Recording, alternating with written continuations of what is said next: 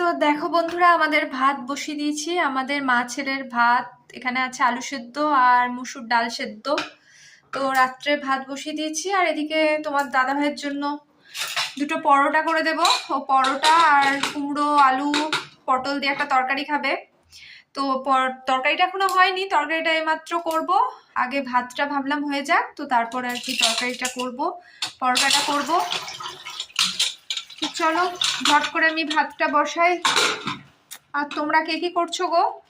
তোমরা এখন সবাই কি করছো আমাকে কমেন্টে কিন্তু জানিও প্লিজ। এই দেখো কুমড়ো কুমড়ো কাটতে বসে গেছি।